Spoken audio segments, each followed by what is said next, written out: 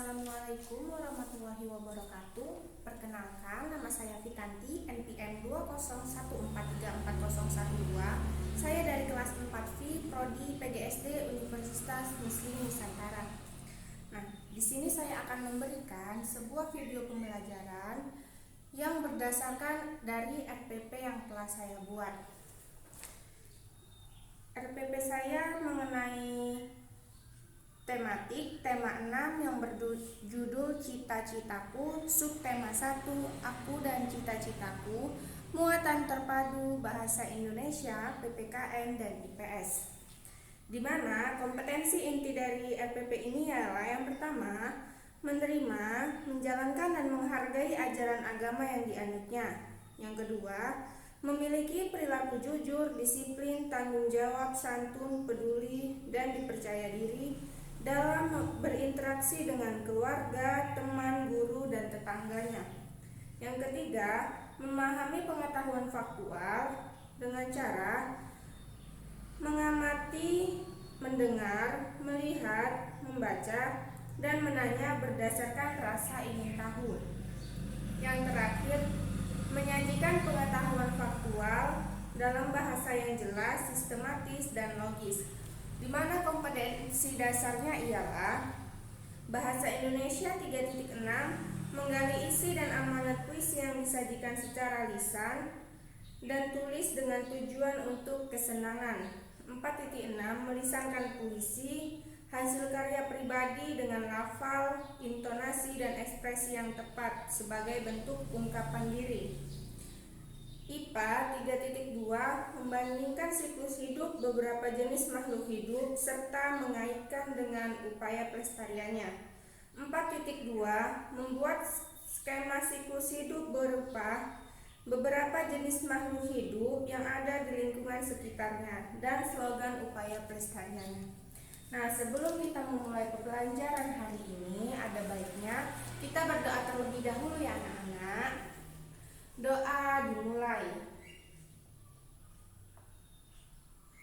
Doa selesai. Nah, sebelumnya, apa kabar hari ini?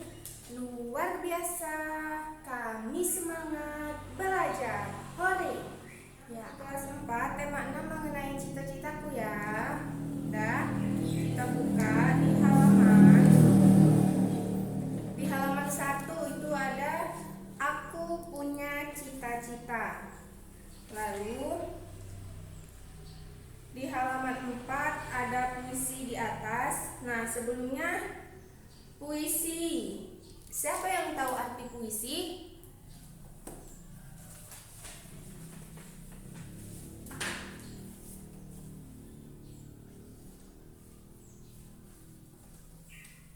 Puisi. Puisi adalah karya sastra yang mengungkapkan perasaan penulis dan di dalamnya mengandung irama, rima, ritma pada setiap liriknya. Udah paham kan apa arti puisi? Oke. Puisi terbagi menjadi dua. Yang pertama, puisi lama dan puisi baru. Nah, puisi lama itu ialah puisi yang masih terikat oleh aturan-aturan.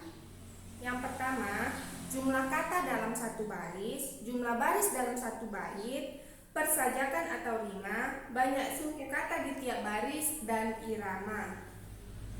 Ciri-cirinya apa aja? Ciri-cirinya tidak diketahui nama pengarangnya. Yang kedua, merupakan sastra lisan karena disampaikan dari mulut ke mulut. Yang ketiga, sangat terikat akan aturan-aturan. Lalu, puisi baru itu apa? Puisi baru ialah puisi yang tidak terikat lagi oleh aturan dan bentuknya lebih bebas daripada puisi lama dalam segi jumlah baris, suku kata, ataupun rima. Ciri-cirinya mempunyai bentuk yang rapi, simetris, persajakan akhir yang teratur, menggunakan pola sajak pantun dan syair meskipun dengan pola yang lain.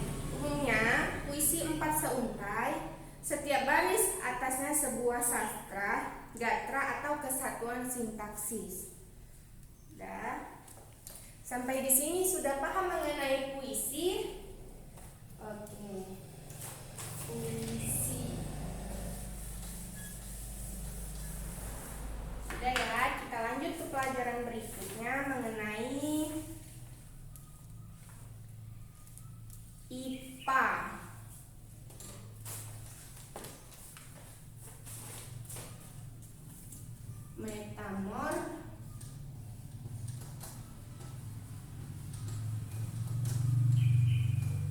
Metamorfosis. Nah, buka bukunya di halaman 6. Sudah, ada yang tahu apa itu metamorfosis?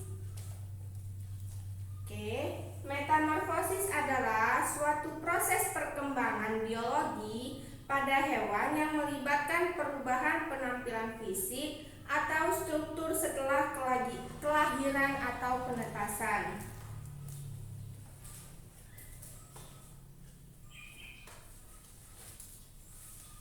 Nih, di bawah ini ada 3 gambar. Sudah. Kita lanjut ke halaman 7, itu ada ayo membaca. Semua makhluk hidup mengalami pertumbuhan dan perkembangan. Hewan dan manusia mengalami beberapa tahapan pertumbuhan dan perkembangan dalam kehidupannya.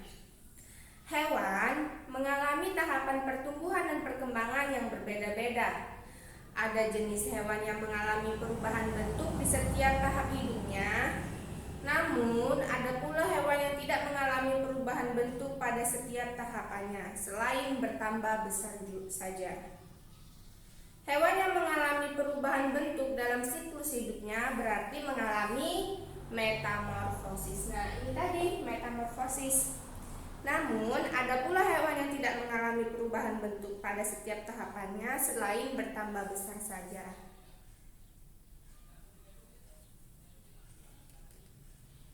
Sedangkan hewan yang tidak mengalami perubahan bentuk dalam siklus hidupnya berarti tidak mengalami metamorfosis. Nah, metamorfosis terbagi 2. Yang pertama, metamorfosis sempurna dan metamorfosis tidak sempurna. Kenapa demikian? Dikatakan sempurna karena bentuk larva sangat jauh berbeda dengan bentuk imagonya.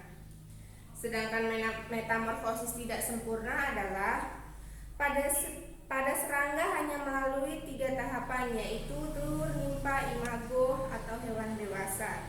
Hewan yang mengalami metamorfosis tidak sempurna mempunyai bentuk tubuh sama ketika kecil sampai dewasa.